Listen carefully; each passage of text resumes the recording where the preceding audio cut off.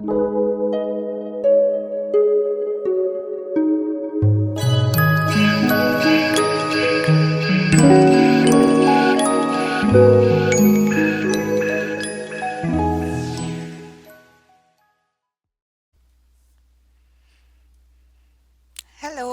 how are you doing?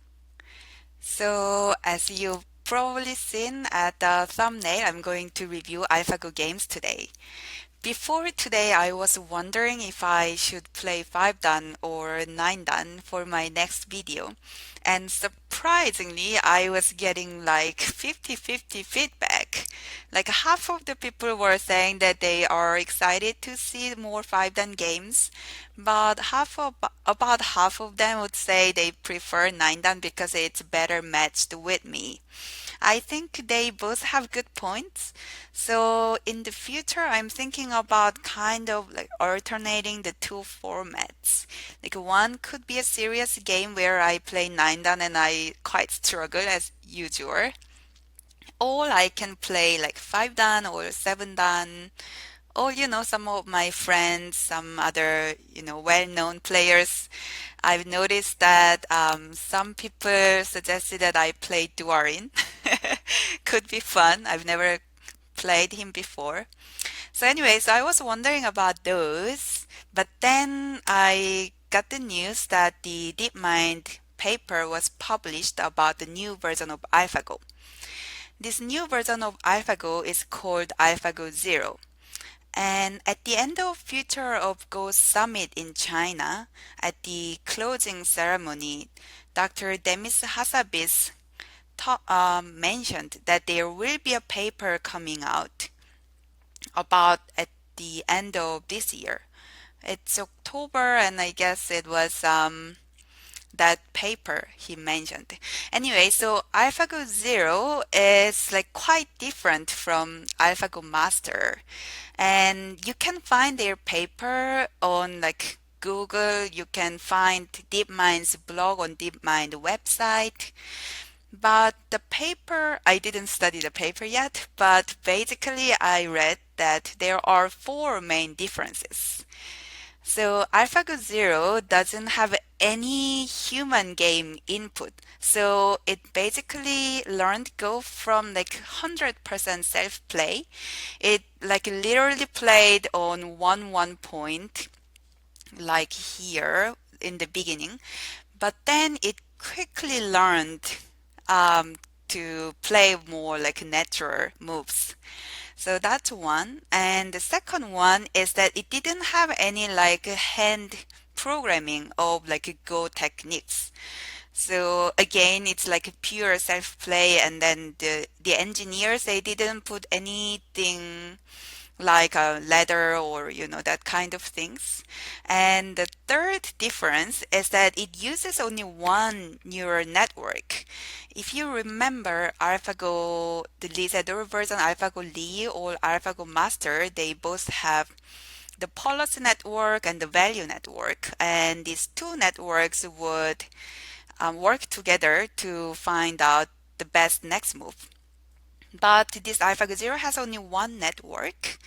And the fourth difference is that it uses a much simpler tree search, which is quite different thing from Monte Carlo random search.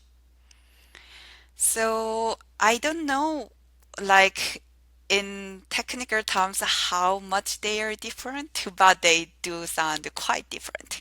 And I read some like news articles from Korea to see if there were any reactions. And like one of them actually had some comments from Korean professional players who already saw some of the games.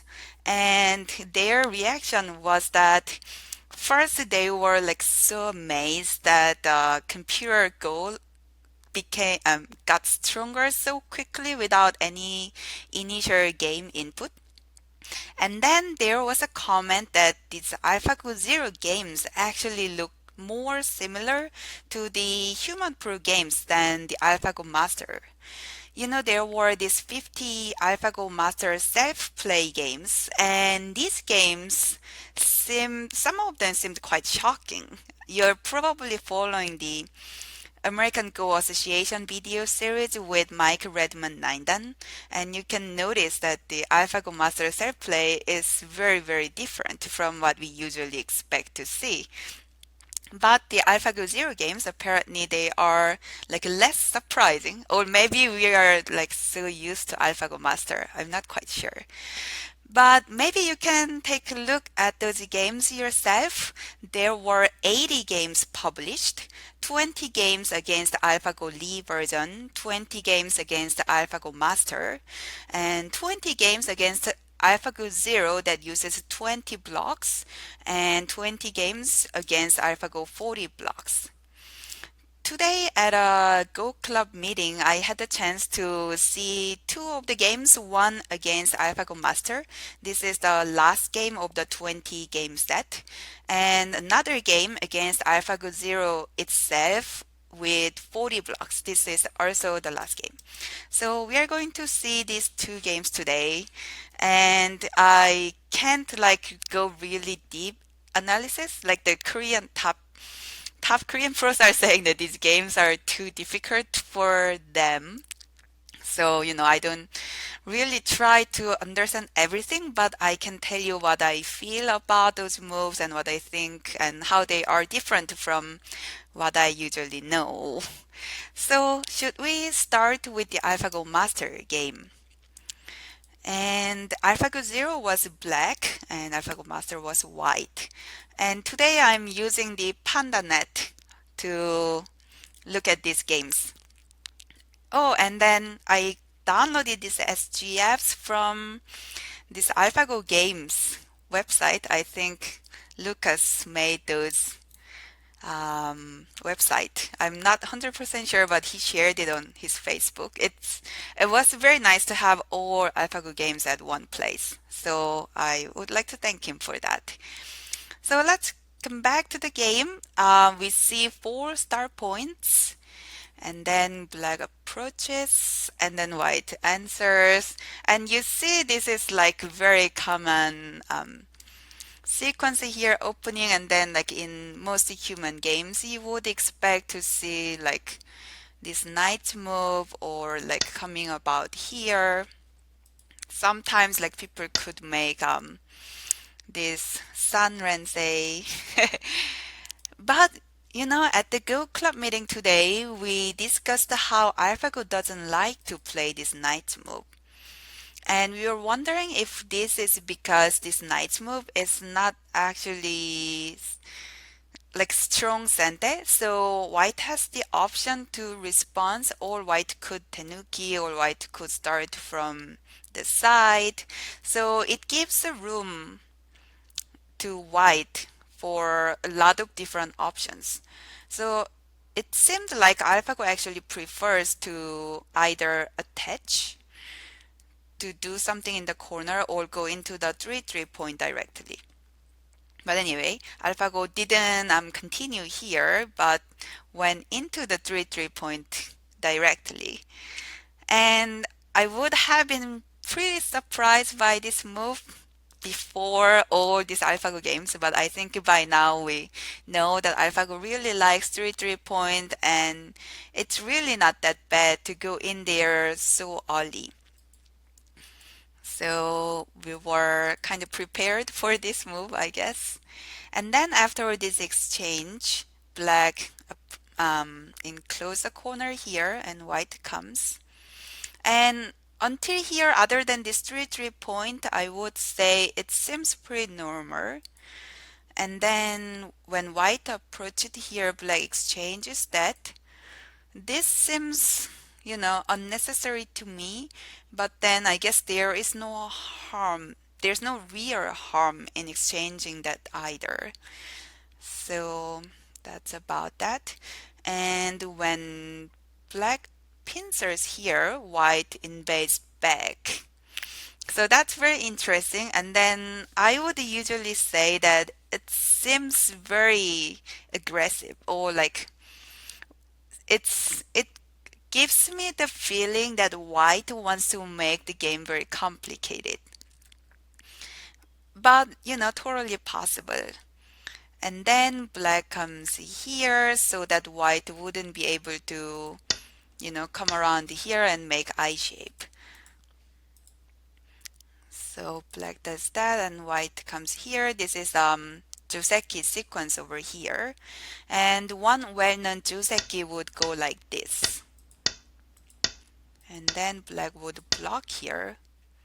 So this is one sequence, but probably at this point white would prefer push here just to give some support to this one stone. In the actual game, black chose this attach, and then white started this fight.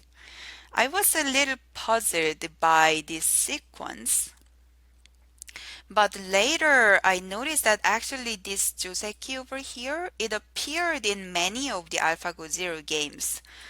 So AlphaGo must like it quite a lot. Basically up to this point, this shape, I see it in many games in AlphaGo Zero. Oh, and also this both knight move, I noticed that in other games also. Usually human players, we used to prefer this diagonal move after the knight move, because after this two knights move there is still 3 point. But it seems like AlphaGo prefers this. But anyway, we can go back. And this seems to be just a light exchange. And white plays here, which is Sente. And then black responds. And white jumps out and black pushes. And at the Go Club discussion, we talked about how this push seems to be a slow place, but then it's also quite central point. It doesn't seem to give much to black, but then if you consider like white coming around here, this would completely surround this black, and surrounding this whole center would give such a thickness to white. So we talked about how AlphaGo is like really good at operating in center, or like investing in center when it doesn't seem like that big. So we continue here. White made the exchange. And then comes here. This seems quite high, doesn't it? My intuitive move would be here, actually. Not even the fifth line. Even this one seems high to me. But yeah, AlphaGo played here. Actually, this one is AlphaGo Master. Who knows? This could be a mistake. But anyway, so white comes here and black cuts. Oh, just to clarify, if you're not very familiar, AlphaGo Master is the version where Koje and Chinese top pros played in China at the Future of Go Summit. Also, AlphaGo Master was the one that played pro players online 60 games and won all 60 games. Actually, so far, AlphaGo only lost to Isedo 9-Dan once. It won all games against Fanhui, all official games, and all Future of Go Summit games. Anyway, so black cuts here, which is Sente. White does need to block here. And this one is not necessarily Sente, but it's really good place because compared to white blocking here, it's very big. And also after this one, white cannot really get these two stones very cleanly. There are edges, I mean. So I think that's why this bending move is quite good. After that, black pips here. This kind of pipping is very good starting point when you want to reduce or invade your opponent's big moyo.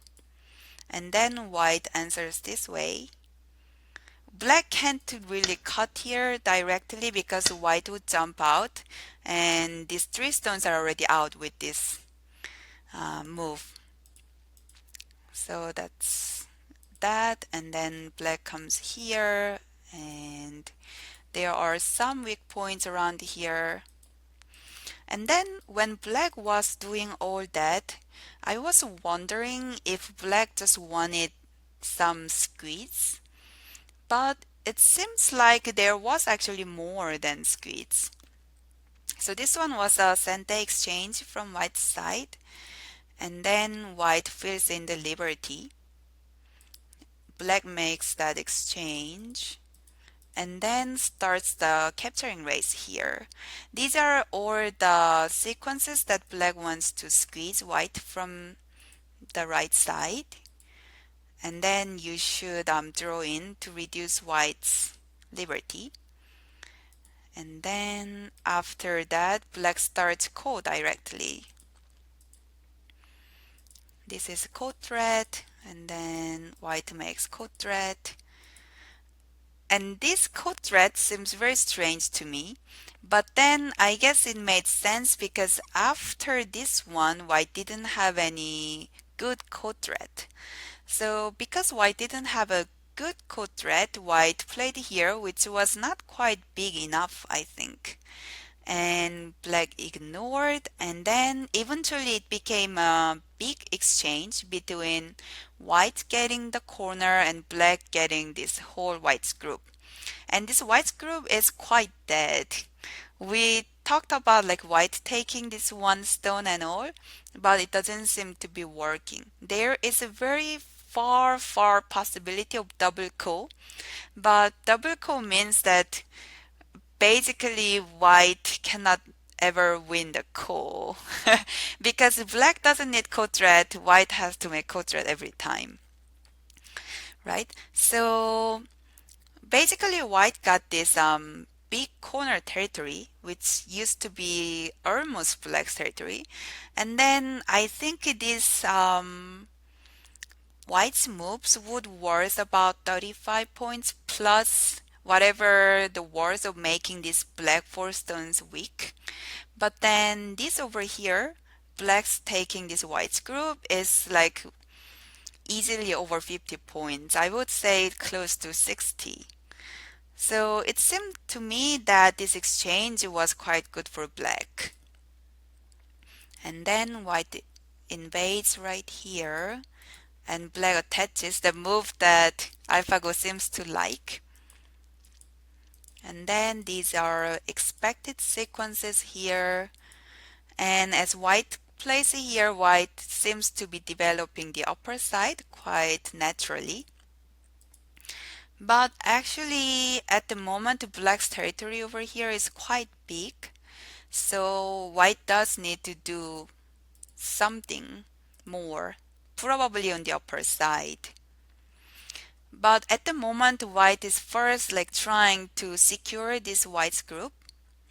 And black has some center moves around here, especially after this one space jump.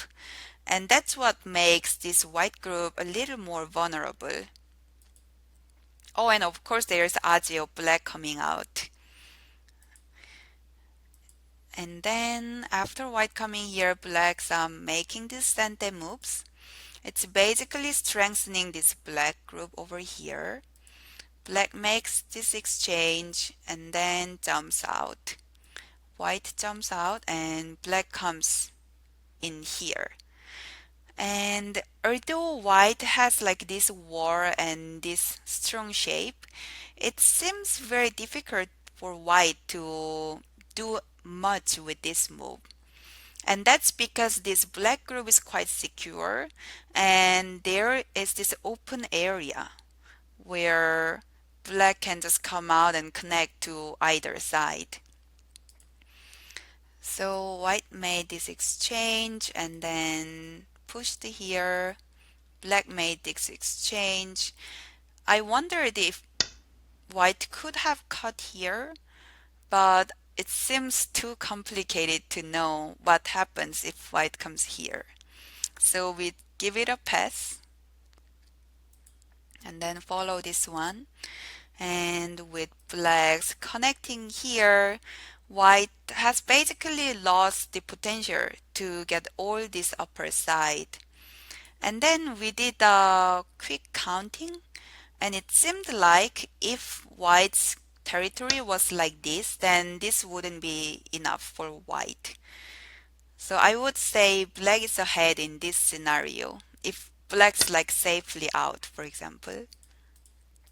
But black made this exchange before connecting here. This is a good probing move and asking white to choose. If white chooses to just get this one stone, then after this cut there is much black can do around here like this. There are more aji. And if white just connects like this, then maybe black might consider just giving up this one stone. And then later on, there's this end game where black can capture the three stones. Of course, it's not big enough to play right now, but having that option is really good. So that was a good timing for black. And in the actual game, white just tenuki'd here and then came here. If white can get all that, this would be bigger than this white's few stones here. But in the actual game, black came out and then black got here. With compared to just these few stones of black, maybe it's not that big for white. And after this, all white group is dead. So after that, it did look like white was trying to attack all these, but then black got out of it somehow very easily. Oh, and the funny thing was that over here, white's taking this one seemed like sente, but it actually isn't. Black can still tenuki. So it was better for white to just come out. And then when black played around here, this black was pretty much connected to either side. Either, Atari and connect or connect to this side. So eventually black was all connected and then it was an end game after that. But it was like safely ahead by black, and after some moves white resigned. So that was the AlphaGo Zero versus AlphaGo Master game. I feel like after this exchange, the black was like safely ahead, and white didn't really have good chance to recover from that. It's not too clear to me though whether white had a better way to reserve this black coming in and out, etc. So that was the game. I thought it was pretty interesting, like in here and here. And we can now take a look at the AlphaGo Zero self-play game. So there are two sets of self games of AlphaGo Zero. One uses 20 blocks and the other one uses 40 blocks. Apparently 40 blocks is a slightly superior version, but obviously they are both pretty strong. So let's see. I guess it doesn't really matter which side is black and which side is white. Suddenly it reminds me of this story where people used to play themselves at home, like in the very olden days. The scholars, they wouldn't have like a good playing partner, and then they would play one move, and then they would sit on the other side and then play another move. And it a little bit feels like that AlphaGo is playing itself. But anyway, so let's see. The opening seems pretty normal, and I would say usually the human players, the pro players, intuitively think about enclosing from this corner or taking this side or start developing the lower side. So usually somewhere around this corner, because that corner has 4 3 point and we believe that adding stones from 4 3 points is more efficient than playing around star point. Because after this enclosure, still there is some open area here in the corner. But if you took this one, then this corner would be quite secure. So that was the belief before AlphaGo. But AlphaGo Zero played here. So maybe that's either not true or the difference is negligible. So anyway, white approached here and black responded here. This move was also considered somewhat slow before, but AlphaGo seems to like this move. And yeah, after AlphaGo, we see this move more often in just pro games also. So that's that. And then white approaches here. It's kind of indirectly supporting this one stone and limiting the potential of the corner. And of course, AlphaGo has to go into the 3 3 point, right? And my intuitive answer to this 3 3 point would be actually blocking here. And then like try to get sente and go to the side. This area seems to have more potential for white, in my opinion. But AlphaGo chose here, and black pushed here, and that. Oh, and over here I expected white to come around here actually. Because these three stones, they can be a war, but they can be also stick without a base, depending on like who comes here first. So usually like facing whites and black facing each other and going to the center is quite urgent. But AlphaGo played here, and then we see this common sequence. And what you usually expect to see after that is to push here. We saw this in Koje game also, where Koje pipped here directly. But AlphaGo played here, which seems somewhat strange, and then black tenukis, which is also strange.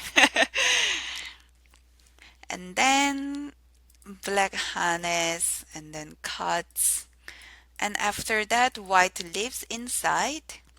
That's just a sente exchange. And then black gets the tiger mouse, white gets to block. And up to this point, it almost looks like some Joseki that we haven't seen before.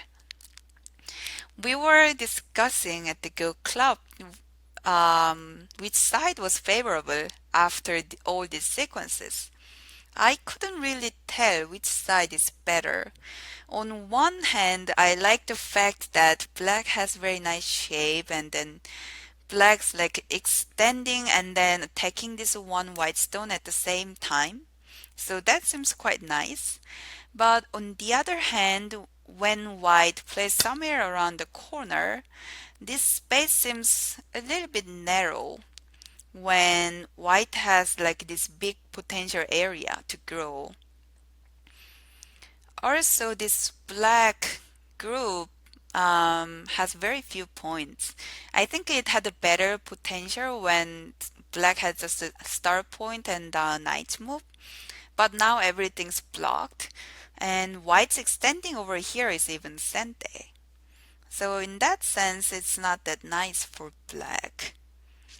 So anyway, white continued here, I think. No, white exchanged that, which seems very strange, but then could be a good timing too. So did that, and then white did that, exchanged the diagonal move, and that. I would also suggest that most pro players would choose this one over that, because when white needs to extend here, black would get to come here, which is quite good place.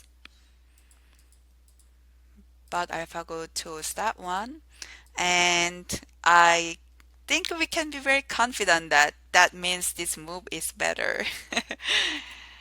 And then white does that, and black extends, and white comes here. In this game, I was most surprised by this black move here and this exchange because it really seems to me that black's exchanges here is strengthening white's shape. Without all this exchange, for example, there are some other things that black can do. This white's connection is not that strong actually. For example, there are things like this that black can do to cut this. If if white connects like this, then black could either cut here like that or connect here. And even this white's connection doesn't seem to really add much to white's shape. Still, there are things like that black can do. So I'm still a little puzzled why this exchange is good. And after that, black comes in and then jumps. I also wonder why black didn't hane here. White will probably continue by double hane and black can extend and then maybe go out like this. There is this Tetsuji point, but this is not necessarily sente. And also what I like about this scenario is that black can go out to the center. But then maybe that's not as important as it looks. I just have a preference for not being inside my opponents. I guess I get pretty nervous when I am surrounded by my opponent like this. But of course black does have a wide enough space to live in here. Anyway, black cut here because white does have somewhat thin shape outside. And when white attacks the group, black makes this exchange. This exchange itself affects the corner somewhat negatively, but at the moment the fight is so critical that black doesn't really care about losing a few points in the corner. And then black cuts here and then saves this one stone. White needs to go out. And then white comes here. This is a little sente because later white can catch these two stones. But of course the fight around here is so urgent that these two stones relatively seem small at this point. And then black makes these exchanges and connects here. And that is to save this group. After that, white makes these exchanges. And then these are also sente. And after that, white plays all these moves. So basically after black connected, white made these sente exchanges and these sente exchanges, and then it came out here. That was because white's disc group was not alive yet, and with this cutting point, black had some sente moves around here, and that's why white's group was more vulnerable. At this point, black could have sente, so black came back to this place, which was quite big, if this was not as urgent. And then white gets the corner and black is connected now. And then after that, I thought this cutting move was beautiful. And that's because this move is strengthening the black shape around here very naturally, and as black gets stronger, white has to live in here. So basically black's erasing white's nice eye shape here, at the same time becoming stronger here, and all these are sente because white has to live here. So around here is white making some sente exchanges. And this one was also sente because if black comes here, white would just go out. And it seemed like white didn't go out immediately because when there's a black stone around here, later this white group might get attacked. So yeah, white jumped and black reinforced here. White came out and then black's now connected. White has to leave and black got sente. So this move is making some territory securing this black group.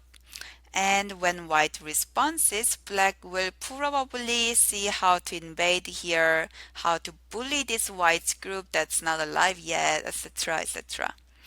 At this point, I was thinking maybe the game is somewhat comfortable for black because white has all these weak groups. But on the other hand, black doesn't have a big territory. And because white has the Komi, it could be a difficult game in the end for black. So, yeah, I'm not quite sure. My personal preference would be black. Yeah. And then white comes here directly, and black answers, and white blocks. And then black invades. Now that black has a stone around here, this group is quite safe. And this one is almost sente because, this white group has to come out.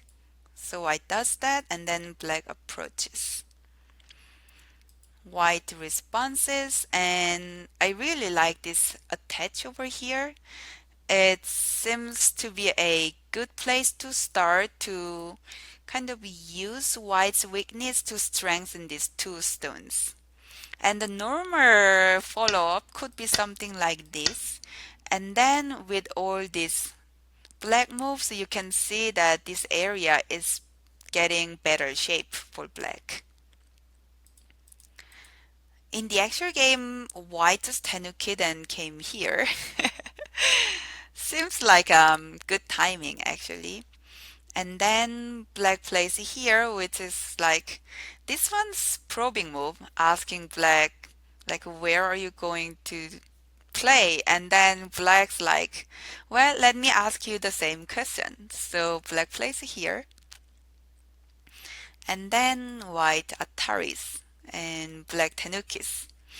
Something about AlphaGo games that you see all these Tenukis, and oftentimes you first get surprised that AlphaGo Tenukit, and then in the next second you realize that, oh, this is another Sente. So AlphaGo is kind of answering to Sente move by playing a bigger Sente move, kind of. Yeah. So this is kind of like that. If white doesn't answer, I think one like easy way for black to go about is to connect like this. And white might be able to leave. I'm not sure if black has a way to really try to kill. But even if black doesn't kill this group, just getting these two stones would be quite good enough as a gain. So that was kind of sente. And of course, white's coming here is another sente because black needs to leave for the corner. And then white comes here. Although just taking this one stone would be also good enough. And then black's trying to leave here. And things are getting quite complicated around here. I was wondering what's going on. But eventually what happened was that white got a good territory here. And it seemed like that was good enough territory for white to be ahead of the game. So after that, black was attacking this white's group, which is not 100% alive, but white has good eye shape that it's very difficult for black to actually capture the group. So after this white's Hane, if black wanted to attack this white's group, black would have to do something like this. And then white could like Atari here or capture this one stone. And then black has to get rid of this eye. And then like there are so many things that white can do.